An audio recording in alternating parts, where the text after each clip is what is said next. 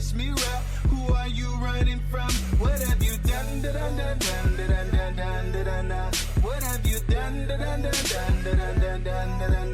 Can't wipe the blood off your hands. Smear it off if you can. Can't escape from the truth. Deep within lies of proof. The evidence is off the meter. Oh, you're as guilty as your leader.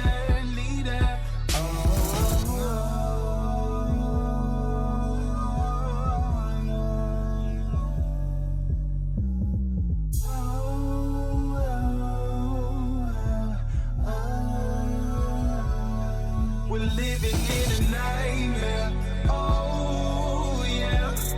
If you can see what I see, yeah, we're living in a nightmare.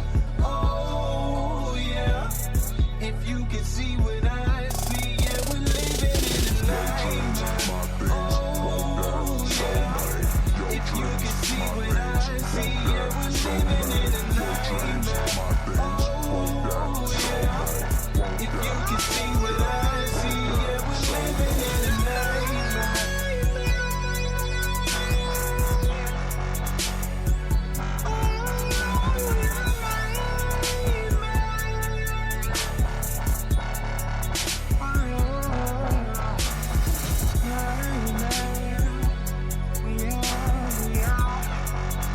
We are living in a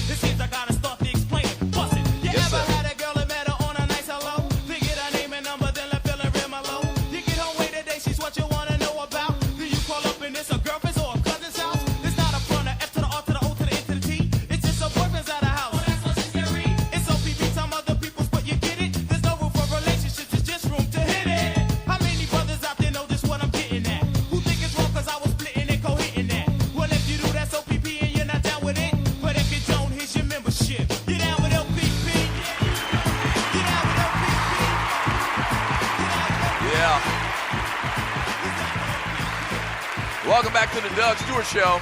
Throwback Thursday, 1991. Big ass song right here, too. Bros was stepping off of this in 1991. Every Friday we had we did a little impromptu hop in front of the cafeteria every Friday. In 1991, this was the track of choice in the background. Now, lady, here comes a kiss. Blow a kiss back to me. Now tell me exactly, have you ever known a brother who had another like a girl or wife? And you just had to stop her toes because he looked just that nice. You looked at him, he looked at you, and you knew right away. He had someone, but he was gonna be yours anyway. You could be seen with him and all the 404-382-0338. You can also email me at doug@thedougstewartshow.com. Once again, 404-382-0338. You are listening to the Doug Stewart Show on the Stewart Media and Entertainment Network. Make sure you stay tuned at 1 p.m. today, right here on WSME, the Cooking with the Microwave Show. John Fisher back at 1 p.m. Eastern today. No Jeff Fox show today, as well as no Kesey show. I actually misspoke earlier. No Kesey show tonight, but you do have my man John Fisher cooking with the microwave at 1 p.m. Eastern time today. So tune in to WSME. A month after Tony Romo retired, the former Dallas Cowboy quarterback is among nearly 9,500 players who signed up for the U.S. Open. I didn't even know this, man. He plays an 18-hole local qualifier Monday at Split Rail Links and Golf Club about 30 minutes west of Fort Worth. If he advances, the next step is sectional qualifying on June 5th to get into the U.S. Open at Erin Hills in Wisconsin. This isn't the first time that he tried to qualify. He made it out of local qualifying in 2010 in a 36-hole sectional qualifier in which only 2 of the 35 players advanced. Romo opened with a 71 and withdrew in the afternoon after 2 weather delays. I didn't know that you could just come up off the street and qualify for the U.S. Open.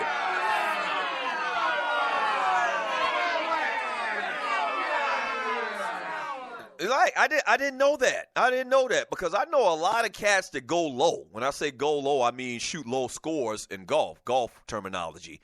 And I've always talked about my chapter bro, Martin Roach, a guy named Martin Roach. He was the 3-time Black College Golfer of the Year at South Carolina State, my chapter bro. And Roach shot low, man, and he never got any further than like the Nike Tour, which is kind of like the minor leagues of golf. Like golf has these minor league, what's the word I'm looking for? Where you play a consecutive amount of tournaments or whatever, circuit. And, yeah, he always talked about how tough it was, and you had to have all of these sponsors. So maybe you can qualify, and I need to look this up. I should have found out more about this whole qualifying thing. Maybe you can go out there and qualify, but maybe you have to have a lot of money. Maybe it's a lot of money to even try to qualify or whatever. But Tony Romo, man, supposedly is like that on the golf course. This would be interesting. This is a much better look than him going out there and putting on a Dallas Mavericks uniform.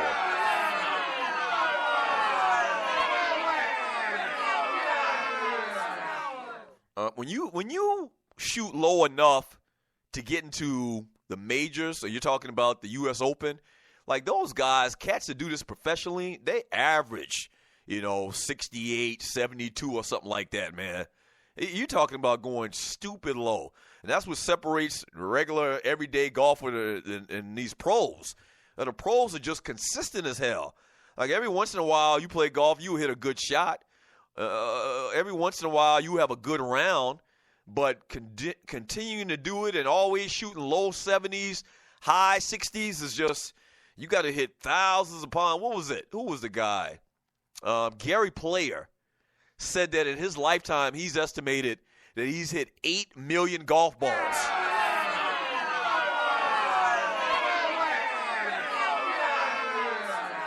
Yeah, your ass hit 8 million golf balls. You should be able to damn score in the low 70s, high 60s every once in a while, or most of the time.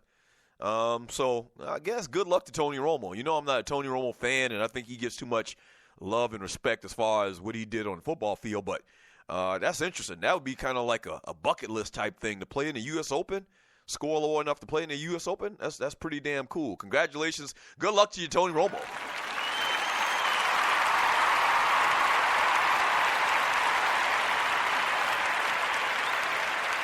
Yeah. Also, and I actually skipped this story a little bit earlier. Maybe I'll come back to that, this escape story. But Floyd Mayweather Jr. is laying out the reasons on why Conor McGregor could actually win if they face off in the boxing ring.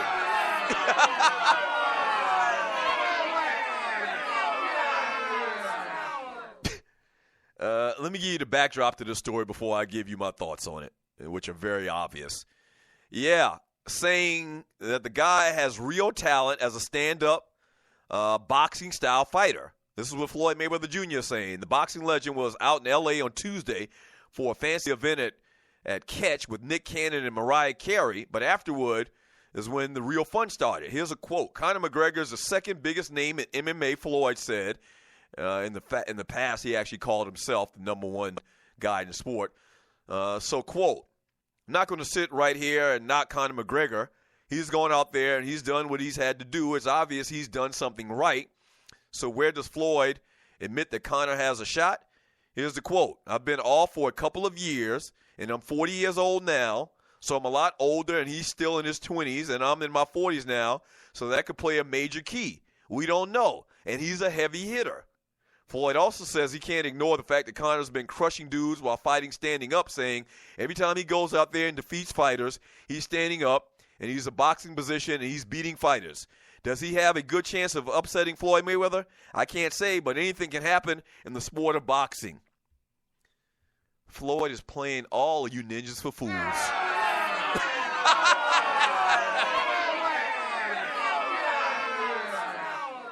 The main thing I always tell people that they forget about Floyd Mayweather Jr. is that he's been boxing ever since he could walk. I think they said he started boxing when he was 2 years old. He's been around the culture of boxing ever since he could walk. I mean, with his daddy and with his uncle, he's been around boxing. He understands the sport of boxing, probably more so than anybody else because, once again, he's been a part of it his entire life. Floyd Mayweather understands so that they can sell this fight.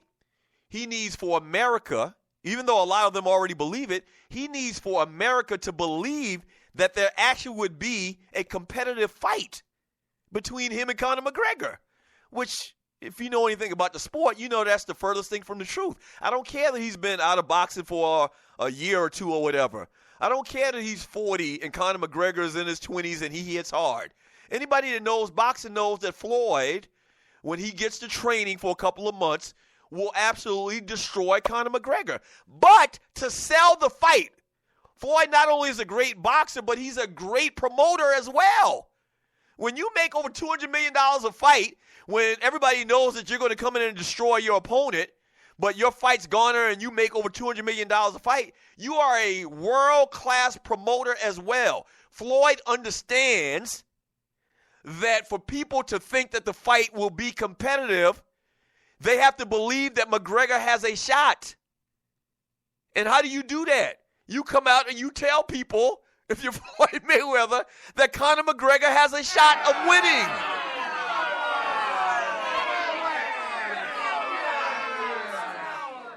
Right. He knows that he's going to destroy this guy. He knows that. He knows that. But he needs for America to believe, he needs for America to believe so they can sell this fight and make this money. He needs for America to believe that McGregor has a shot to win, which he doesn't.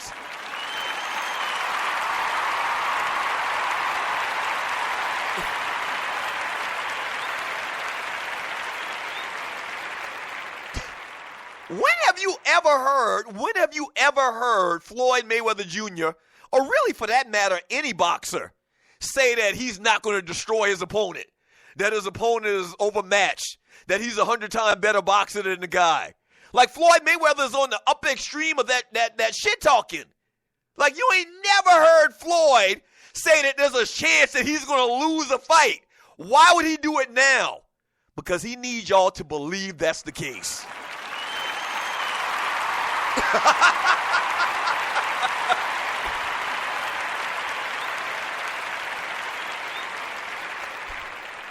It's simple.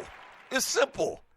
LD from the D, right. Floyd, a boxing genius, in and out of the ring. Right, you can say Floyd can't read, this, that, and the other. But Floyd is an expert. You become an expert in something when you do it repetitively. Practice makes perfect. Isn't that what they say? Who else has had more practice in boxing? And not only just boxing in the ring, but the art of boxing, the culture of boxing, the ins and outs of how to make money. Promoters. Floyd's seen good promoters. He's seen bad promoters. When Floyd was a little kid crawling around the floor, he was watching his daddy talk to trainers, train with trainers, workout fights, workout purses, everything. The business of boxing, Floyd has been around it, and he is a master at the art and the culture of boxing. People don't want to give him credit, but half the time when Floyd is talking shit, it's to promote the fight. You ever notice how he talk all this cash shit before fights, and then after the fights, he's like the most gracious person in the world. He's tossing bouquets to his opponent. You know, him and Manny Pacquiao talk shit to each other for 10 years. And Floyd talked about how Manny couldn't hold his jock, this, that, and the other. And after the fight was over, Floyd gave the man nothing but praises. He